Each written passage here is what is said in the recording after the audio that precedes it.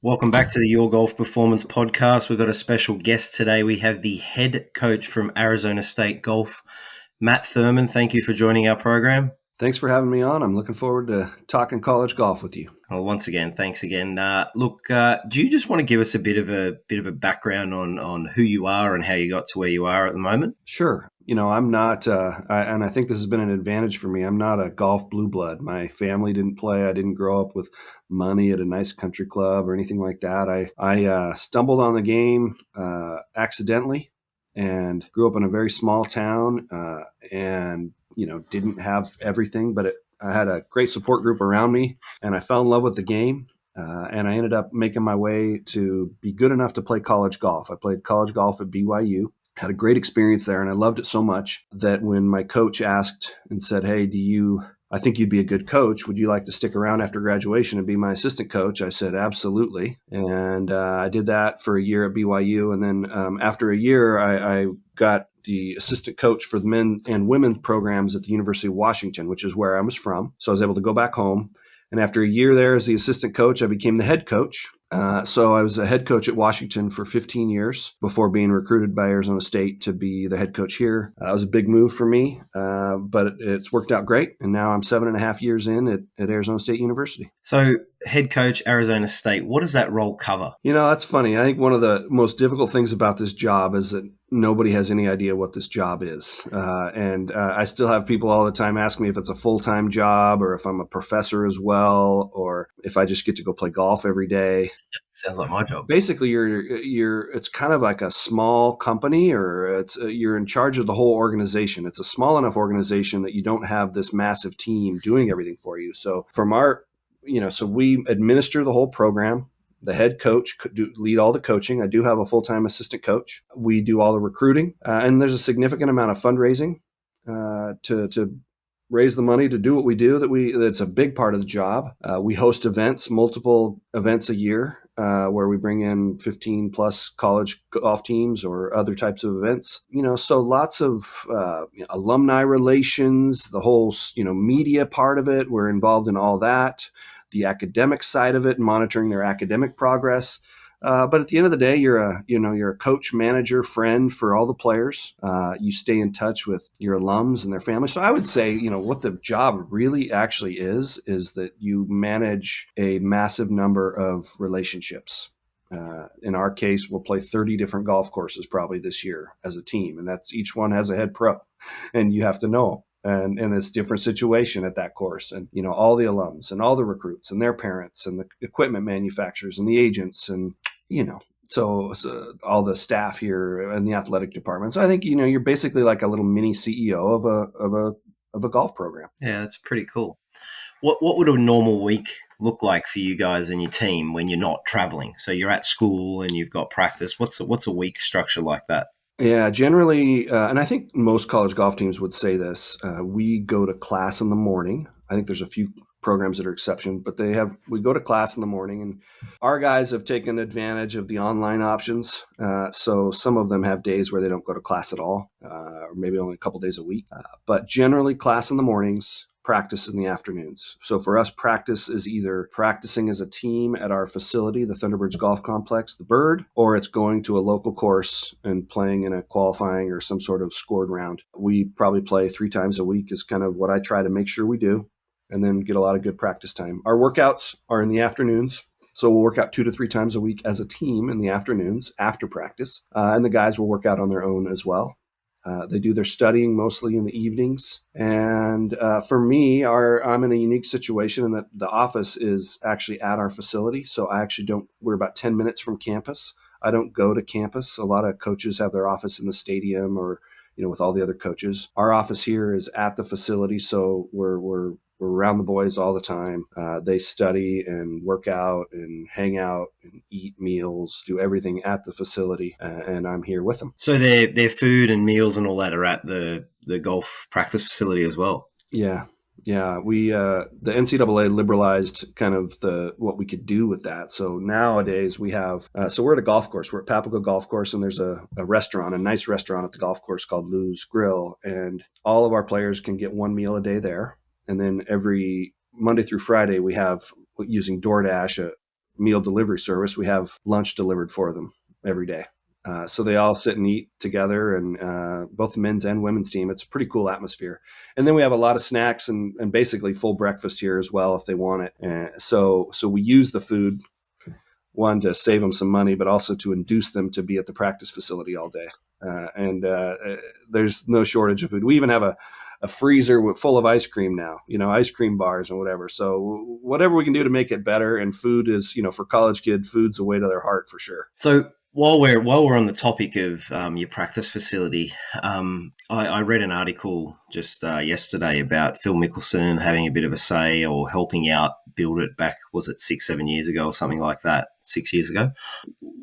What is so special about the practice facility you've got there? There's a lot of things. Yeah. And people are building amazing facilities right now across the country. So I don't want to say ours is the best or anything like that. Let people decide. There's certainly places that are bigger or that are put more money in. There's a few things that make ours unique. I think number one is that it's, if you've seen us on Instagram, the Bird ASU is our account. I mean, the mountains, the buttes, they call them here in Arizona, right off the back of the facility. It's a park, and it'll never be touched. And so we're hitting balls into this incredible backdrop, desert kind of mountains, and we have ultimate privacy in that sense that there's never going to be houses built on it, and it's just an amazing setting, actually.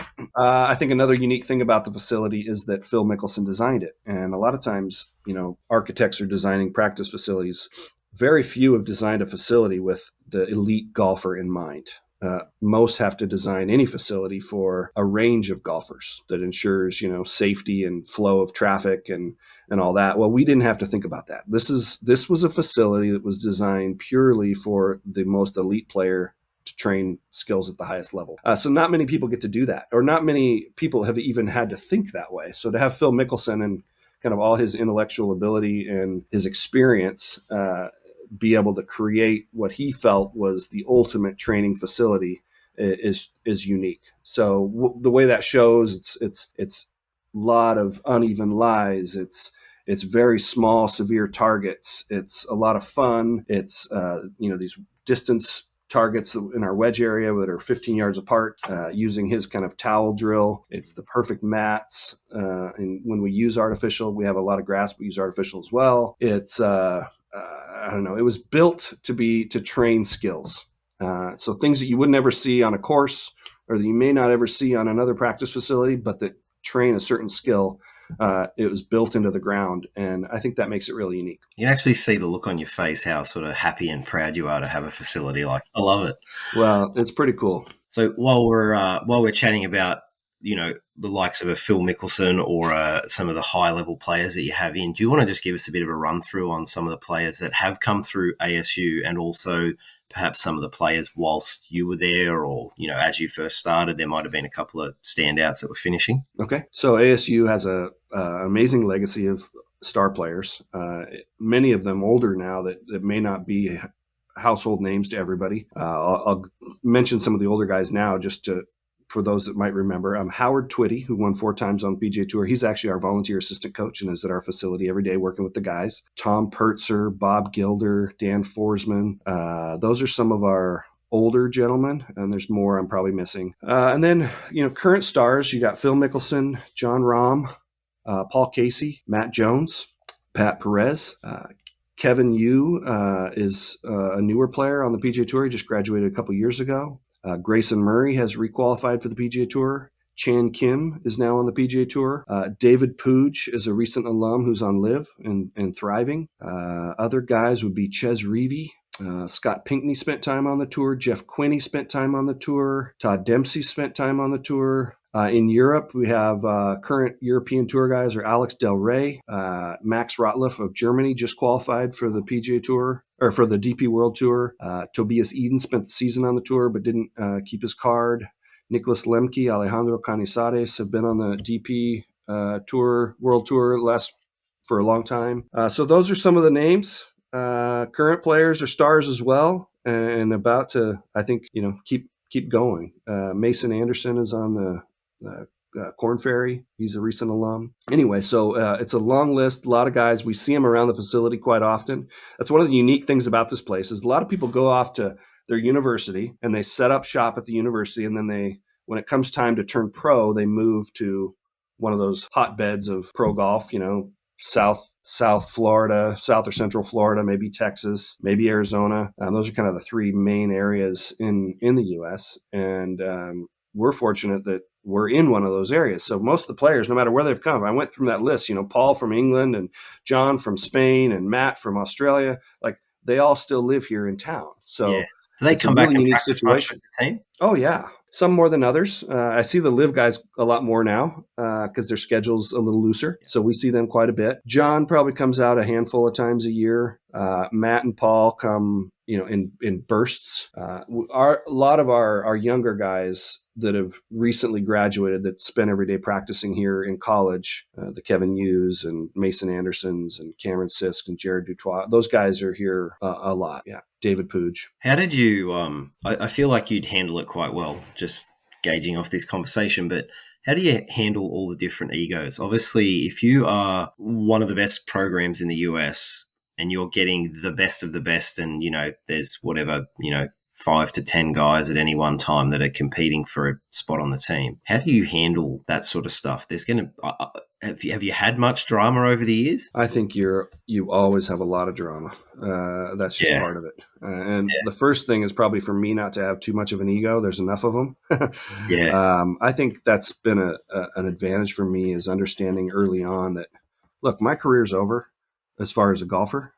It's not about me anymore. That transition of going from player to coach is basically, everything being about you to nothing being about you.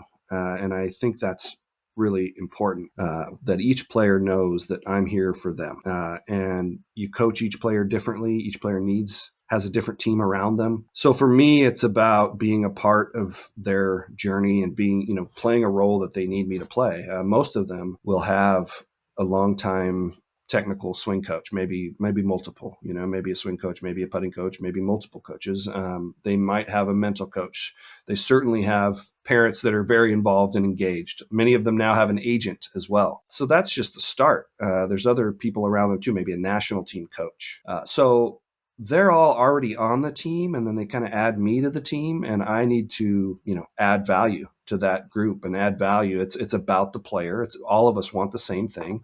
And I think if we all keep that in mind, that it is about the player and it's not about who's right and who's wrong and who has the best answers for everything. It's about the player drives it. I think that keeps us out of trouble, and it gives them the best chance to succeed. I've said a lot of times one of the most important things that a pro can do is learn how to put his team together. Yeah. And choosing the right caddy, choosing the right agent, choosing the right spouse or girlfriend, choosing the right instructor and the right brands to associate with. I mean, those are vital. Not only choosing them, but managing that whole team. We're just going to take a quick break to talk about one of our partners, golfperformancestore.com.au. The first place you should go for all your golf training aid needs. It's the #1 supplier in Australia with brands such as Back to Basics, George Genker Sports, Eyeline Golf, Orange Whip, Voice Caddy, Well Putt, Tour Striker, Super Speed Golf, Pro Sender, and many, many more. Head to golfperformancestore.com.au. Use the code YGP36 for 10% off the entire store. And remember, Golf Performance Store is the first place you should be going for all your golf training aid needs. The players need to learn how to do that well. And I'm just a part of it. And however I can help them, I do. I try for 4 years to make it the ultimate environment for them to develop all their skills and all, their personality and prepare them in every way to be ready for what awaits them when they turn professional. And hopefully we're doing a good job of it. So let's say one of them's having a technical problem with their golf swing or their chipping technique or whatnot. Do you have much involvement with that, or are you liaising back and forth with their home coach? I tell them in the recruiting process that I'm not looking to be your swing coach. And that may be different than what some other coaches tell them. I had a great swing coach, and I'm not ignorant to this. Like I know what I'm doing, but they hear from me on everything. I'm dealing with every part of their life. And I walk rounds with them over and over again. That I think it's better for them to have somebody outside of me managing that. Now, what I can do is I do get to see them every day. And their coaches a lot of time are far away and they're passing video back and forth. They're talking. And I can be a set of eyes that is, I think, really valuable. And to where I might know it doesn't take that long for me to probably know more about their swing and their game even than their swing coach, because I see them every day in every situation, every level of pressure and every level of fatigue and their good days and bad days. I see it all. All the different types of courses and situations they're in. So I can give really good feedback, I think, to the coach, and I can help, without taking over. I can be a good set of eyes and ears. I think that's what I try to do. Would it be something that, like, let's just say you've got a player and they technically are perfect on the range, they hit it so well, and that's the coach is getting that feedback, right? They're getting videos. Then you're seeing them play an event and things change, whether it's, they fall back to their old habits. Are you then via the player, or are you just going straight to the coach and saying, or the swing coach and saying, hey, it works great on the range, but when they get under pressure, this happens, You got any of that sort of feedback for them? Yeah, that's an interesting one. I mean, I think a lot of it depends on the level of self-awareness of the player and their comfort level. I think over time, I get to where I can directly have that conversation with the player easy and openly, and they might have it with me even before I have it with them. There's also times where what the player is telling their swing coach is totally different than what I'm seeing. Yeah, of course. And in that case, I would probably, have a side conversation with the swing coach and say, hey, I know this is what they say, but here's what we're seeing. And just so you know, and then we might work, not secretly is not the right way to say it, but we might talk behind the scenes of how we can message something in a certain way to where they receive it. Not everybody's always ready to learn. There's little moments where a player can really learn, and there's a lot of times where they're not ready to learn. And being able to find those moments, both myself and their swing coach, and hopefully together, where they're ready to hear something or they're ready to make an adjustment. We got to be ready for those moments. Yeah. So obviously throughout your whole career at Washington and Arizona, you would have been around some really, really high performers. What do you see different to, the guys that say make it on tour, or the guys that are, competing, winning US amateurs, those types of things, versus the guys that are, I hate using the term, but just making up the numbers. But there are a lot of guys that play in those events that are just there to fill the field, right? Yeah. You had me go through some of the past players at Arizona State. Many of them I didn't get to coach, but I coached a lot of great ones at Washington too. And I just want to mention those, not to like flex or brag or anything, but just to give them the respect that they're due. Guys like C.T. Pan, Nick Taylor, Joel Damon, Alex Prue, Richard Lee, Carl Yuen. Those guys were all tour players from the University of Washington that I got to coach. I get that question a lot as far as what makes them stand out, the top players. And I think as humans, we want to find templates. We want to find models that we can build after and say, hey, he did it this way, so I should do it this way too. And I think in a weird way, like that's the exact opposite of what I see. There is no pattern. There is no model that is the way. They're all so different. Like, I can't believe how much different their personality is, their swings are, their style, how they play, how they even think and approach competition, what matters most to them. They're all so different. But what I would say that they have in common is that they're all so clear about who they are and what they do. They're not necessarily questioning their swing and their style. Like, they know who they are, they know what they do, and they know what makes them successful, and they do it. Yeah. So I don't think it matters as much what your system is. What matters is your level of belief and confidence of your system and your awareness of your unique way of being and what works for you. That's what I see. Like, the very best players, they have it figured out for themselves. They practice differently. They think differently. They're not basing it on what anybody else does or what someone told. They've kind of figured it out on their own, or with a coach or with their team, what their system is. And they aren't always comparing themselves to everybody else. So I don't know if that makes sense, but I guess that's the best way I could say it, is that it's the confidence and belief in the executing of their system more than having a system that is the right system. The right system is the one you believe most in. Just I wasn't aware that you had spent time with Joel Damon. Now, obviously, the Netflix series that came out this year, has he always had that personality, or is that a bit of a defense mechanism in case he plays bad. It's like, yeah, well, I think I'm a loser, or, not that was what he was getting across, but has he always been a bit like that? He's always been like that. And I think Yeah. there is a little bit of a defense mechanism there, because clearly anybody that's achieved the level he has is confident in themselves. But that's Joel too. I mean, he's not trying to be something he's not. And he's going to be more him than he even is, just to not be phony or not be a hypocrite. He's what you see is what you get with Joel. Yeah. Okay.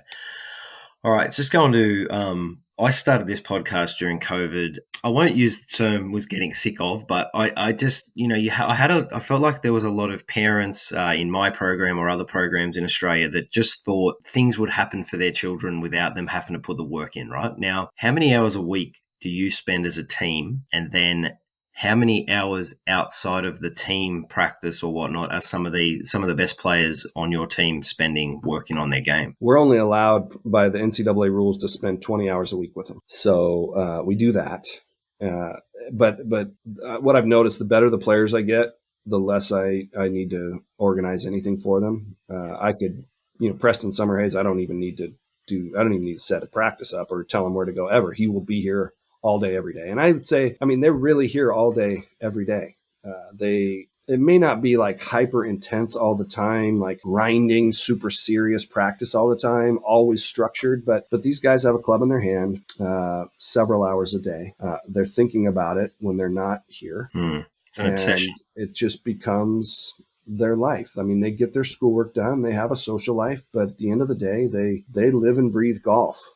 So I don't know what the hours would be. How to even answer that. I would just say that it's more than a full-time job. It's not as easy as everyone makes it out to be, right? Or that's parents and coaches want to think that there's something they can do, to make it happen, and it's not them that makes it happen. It's the player. There's no substitute for just putting in the time and energy and work, and nobody can do it for you. And that's what we tell it's their name on the scoreboard. They have to do the work. I will never tell a kid, hey, I'll get you to the PGA Tour. I've gotten these guys to the PGA Tour. No, I didn't. They do it themselves. Yeah. And it doesn't matter who your coach is or how much your parents want it or how much money you have. There's no shortcuts in this game. You have to put the work in. There's no other way. It's going to be tough. I love it. So you mentioned before about training as a group at the gym. Is there any other sort of, I guess, external providers or parts of your program that you have, like for physio, obviously trainers, mental, and how often are they seeing those types of people? So we have a strength and conditioning coach who oversees our workouts. We have a physio who's kind of day-to-day health issues. So any sort of basic rehab and common day-to-day injuries, all that stuff. And then we have a third health guy named Dr. Drake, who actually Dr. Drake he's chiropractor by practice, but does a lot more.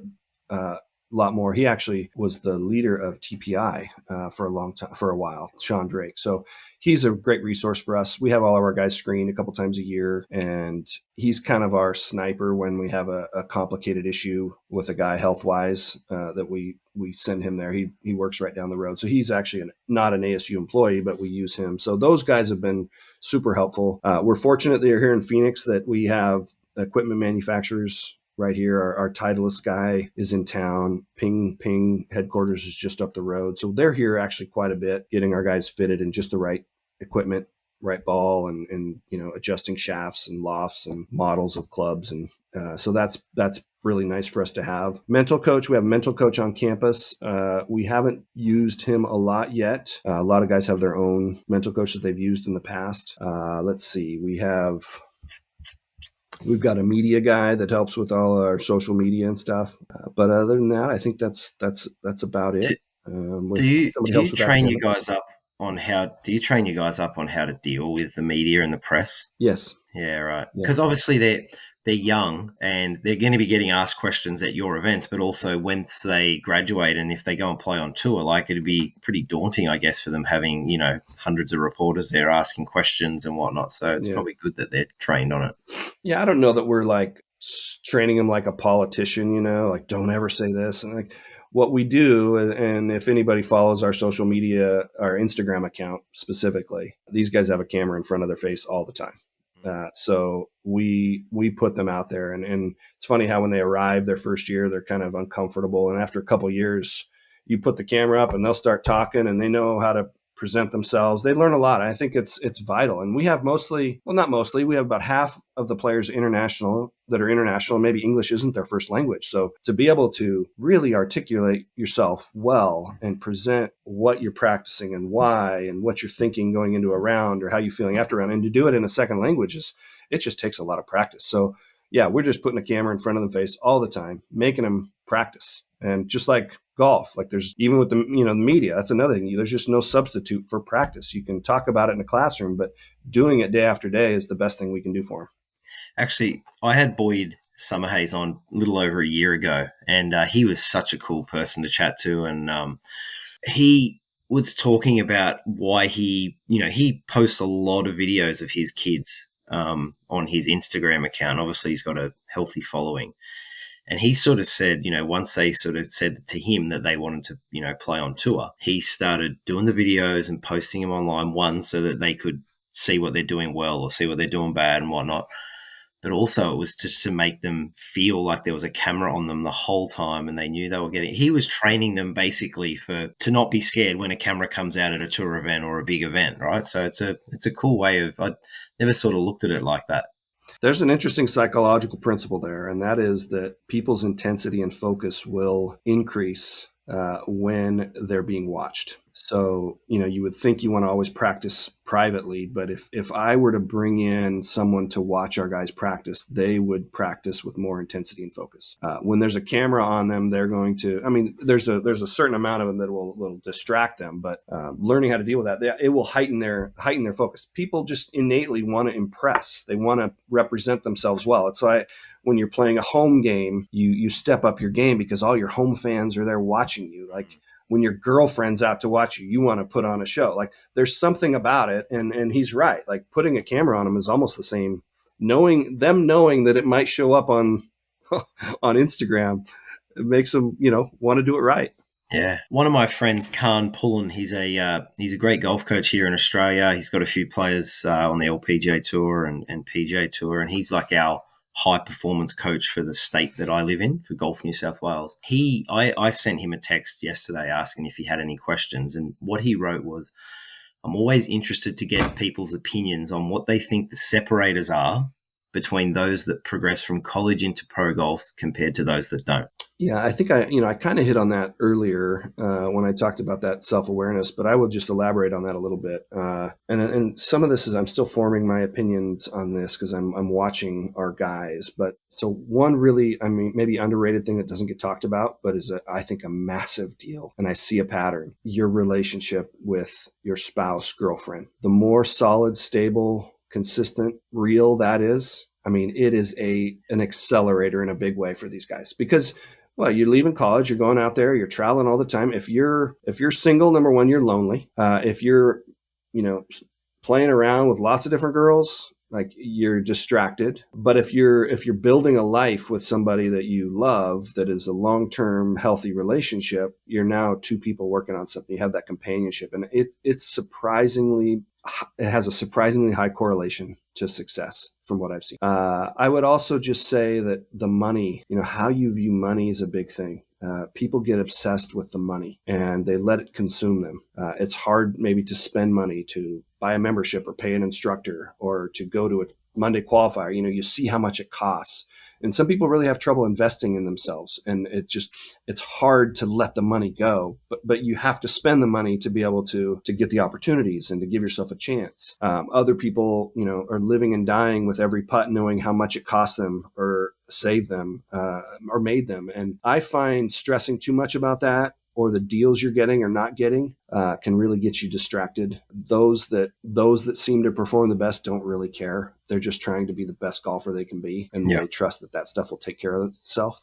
It's a very lonely journey. They all suffer with, from some loneliness, and partly because we have such a family culture here too, and leaving it's difficult. But having that team around you, I mentioned that earlier, those people that add to your life and to push you forward instead of pull you backward or sideways, is also, I think, a really big key to having success when when you go from amateur to pro golf. So obviously you've got a tough job. Maybe it's an easy job, recruiting, right? Obviously everyone's going to want to come to your program. So it's not like you'd be out, trying to ask people to come and play sort of thing. Like, you're struggling for numbers, right? So you're going to have a lot of interest. Now, two parts to this question. What are your non-negotiables and what is your biggest turnoff when recruiting a player? Okay. Well, first of all, I mean, we still have to work very hard for these players. I get it.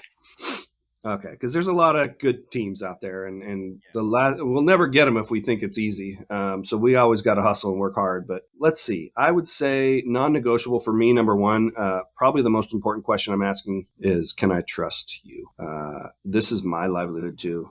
I'm going to spend more time with these kids than I do my own wife and children. Can I trust them to represent me in the program at the level that it's going to leave us all better? So that's a non-negotiable. Like if I can't trust somebody, it's just not even, if I don't know that I can count on them to be a good person and to represent me in the program well, then it's not even an option. And I think, for us, it has to be an elite player. Like we're not working on projects here. We're not, finding diamonds in the rough that aren't good yet that we're going to develop. No, they need to come in firing on all cylinders, ready to contribute right away. So I think those are probably the non-negotiables.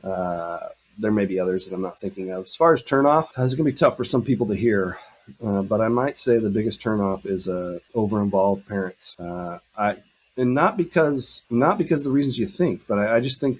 I think to be really good at this and to be a great teammate, you need to be independent. You need to be able to do your own thing. Get yourself where you need to be, do the right thing, get stuff done, and be resourceful and figure things out. And so when parents do everything for the kid, it stunts their growth in a huge way. They don't learn what they need to learn to be a great teammate and player, I think. So, yeah, I mean, I like when the kid takes charge and they own their career and they own their recruiting process. And I think parents, well-meaning parents, and I'm a parent of kids too, and we want to help them and we should always help and support them, but let them lead. Make sure they care more than you do. I would say that's probably my biggest thing is, parents that, oh boy, this is going to be either a nightmare for me or they're not going to let the kid grow without them controlling it. I think that's a pretty big turnoff.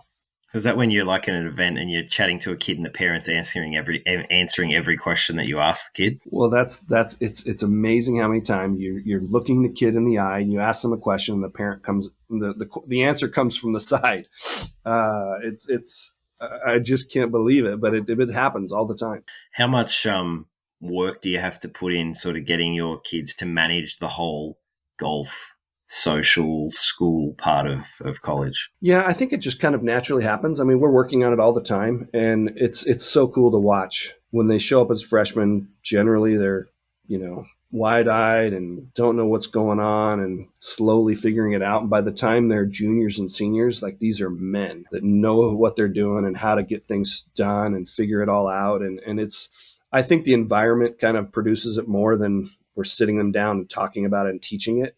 We're always teaching. We're always talking about it. We have principles that we live by, but mostly it's just being a part of a good environment. Hopefully they're learning and growing every day. And it's pretty cool to watch the difference between a freshman and senior in college. And not only that, but physically they grow up. I mean, it's that time where they all get stronger and just so much more confident. They're, away from parents for the first time. They get the confidence of having figured it out themselves and knowing how to get around and do things. It's pretty cool to watch and be a part of. It's be a pretty rewarding job. It's something that would have loved to have been able to do.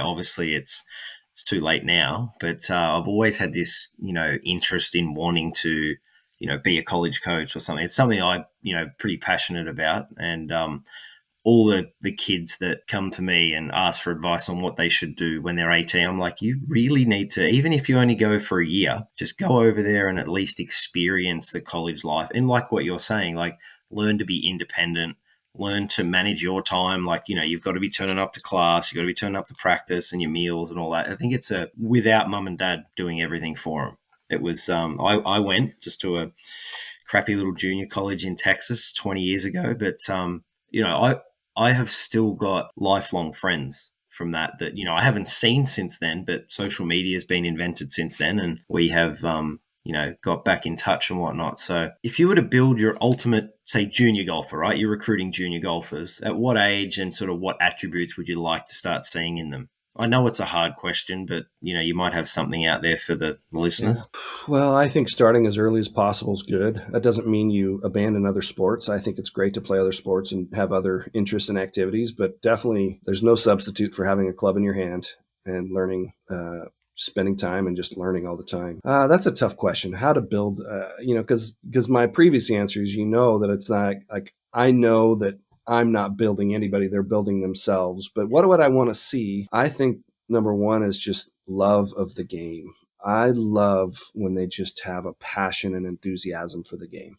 That is sustainable. It's not just a childlike love, but they love the hard stuff and they love the long hours spent by themselves. So I think that's big, love of the game. I'm asked, I think when I'm recruiting, I'm always asking myself, what does he think of himself? What is he deep down, not just positive mental talk or self-talk or faux confidence, like what deep down does he think of himself? And I've found that people will rise to the level of how they really see themselves. They will fill in the gaps. And so I would just do anything and everything I could to build deep self-esteem and confidence in a kid, because they will live up to that. If they really believe they deserve success, if they really believe they're naturally a good person, if they really believe that they have the ability to be great, they will find the solutions.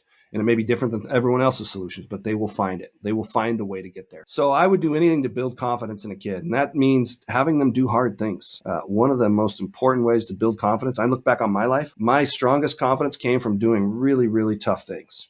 So I wouldn't make it easy for them. I would make them earn it the hard way. And I would, challenge them all the time. I would make sure that they're high character people, that even if golf doesn't work out, and I shouldn't even say that phrase, even if they choose to do something different or their career goes in a different direction, that they're going to be successful in whatever they do. So I don't know. That's kind of a weird answer. And maybe I wasn't prepared to answer that, but no, you're right. High character kids that are resilient, that can have built confidence by doing hard things, that have a deep self-esteem that I know, there's no way their self-esteem would allow them anything but success in figuring out how to get to the top. What are your thoughts on a kid that has negative reactions to bad breaks or a bad shot? Yeah, that's an interesting one, because I would tell you that, the top players aren't necessarily the most positive. In fact, there's a lot of negativity at the highest level. So there's a difference between what I would call like a righteous indignation, where, look, I've put my whole life into this. I've spent this much time to train this skill. I should be able to perform at a higher level. This is not acceptable. There's that, that's healthy. I deserve more success I expect to do better because I've put in the effort. That's a healthy negativity, and to be upset when you don't perform to the level that you should. But then there's also that other kind of whininess that you do to show people that, hey, I'm better than this, but I have to act like I'm really upset about this because it's making it look like, I normally would be better than this, It's getting attention. It's trying to be something you're not. That's negative, I think. And I think, specifically asked the question, bad breaks. Yeah, you know what? We're all going to get bad breaks. I think reacting negatively to the ups and downs of the game that you can't control, that's not a positive attribute. Reacting negatively to your performance and being very self-critical and self-aware of a failure to perform at the level, that's very healthy. So I think it depends on how it's presented. Sometimes I think negativity is actually positive. The most confident people can be very critical with themselves because they can be honest and have it not hurt their self-esteem. They don't have to fake, no, I'm actually really, really good at this. No, you're not. Just say it, man. You suck right now, and get to work. So I don't know. I don't mind a little emotion out there. I like John Rahm gets criticized sometimes for his, I love it. I love that passion. And I think I'd much rather have somebody that needs to kind of rein it in than try to ramp somebody up and make them care a little more. That doesn't usually happen. I think it's interesting, though, in what you said. If you put in the work and you feel like you're not getting the results, it's okay. It's the ones that aren't probably putting in the work But then it's another thing, like the defense mechanism. It's like, oh, I'm actually like, they're around people that they might not normally play with, and they've got to come up with excuses as to why. No one really cares. Like everyone's only worried about their own game, right? But I've got a few kids that I coach that I'm trying to sort of help out of that. But it's interesting the way you said it. Like if you're grinding and then not getting some of the results, I guess it's healthy to have that expectation. So, mate, we're very grateful for you to come on and spend some time with us. 2 more questions. First one, what's been the highlight of your coaching career so far? You sent me that before, and that was the one I'm like, I don't know what to answer here. You've had too many. Well, no, not enough, actually. Not enough. Truly, I know this is going to sound super like corny and cliche, but my happiest moments as a coach are probably meaningful interactions with guys that, are happy in their life and that, I'm still close with 5-10 years after they graduate. This summer, I went and spent a couple days with CT Pan and his wife when I was on the road recruiting, and just hanging out in the living room with him, talking about life. I mean, that's the highlight for me. I know that sounds kind of corny, but it's true. Cool. Like that's the best, watching Nick Taylor make that putt to win the Canadian Open. I wasn't there. I wasn't a part of it, but man, I'm close to that guy, and I got to be a part of his life, and to see him do that, I mean, that's a major highlight. Guys win Hogan Awards or, Walker. I was at the Walker Cup a couple times this year. I mean, that's all cool, but seeing them, I don't know, seeing them with their families and succeeding at the next level is probably the highlight for me, honestly. Knowing that you've had a pretty big part of their life. Yeah. Yeah. That they still like you, that they still want to talk to you. Yeah. Yeah. They're not just sucking up so they can make the team. Yeah. I have nothing to offer them. So, hopefully if they still like me, then great. You've done something right. This will be the last question. What's the best piece of advice you've been given in life or in golf? This is another one I should have prepared for. That's okay. Oh, man. I don't know. We might have to get it. We'll do a part 2 one day. We'll get you back on to talk about it. Anytime you want. I'll tell you what I've been thinking about lately. The most I've been thinking about lately is that the quality of my life and anyone's life, I think, is, and again, another cliche answer here, but it's who you get to spend your time with, and the quality of your relationships. And it's not any different in coaching. And I just talked about that in the previous answer, like being able to choose who I'm around with my time. You only have so much time, and being able to be around the people that inspire you and lift you and make your life better and that care about you and you care about them. I mean, there's nothing better in life, whether it's golf or anything else. Being with people that are awesome. I would seek out and find, cherish your close friendships, build your family relationships, because it doesn't get any better than having deep relationships. Love it. Matt, we thank you so much for coming on. Now, how can the listeners follow you and your journey or your team's journey on social media? Well, I think the best thing to do is to follow our team Instagram account. That's Sun Devil M Golf on Instagram. We have by far the largest following in college golf. I think you'll enjoy the account if you do follow. I'm on Instagram too. I don't post that often, but following the team, you'll really get an inside look at what college golf is like at ASU. So that'd be what I would recommend is following the team. We will post something every day, and hopefully it's interesting and fun. All right. Thank you so much for your time. Thank you. Yeah.